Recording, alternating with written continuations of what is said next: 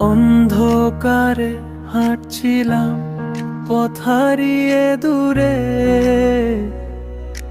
মনের ভেতর শূন্যতা, ভয় জমেছিল কুলে। হঠাৎ এক ভোরের আলো ছুঁয়ে দিল প্রাণ, ফিরে আসার আহ্বান যেন দিলেন পরোয়ার দিগার। হে আল্লাহ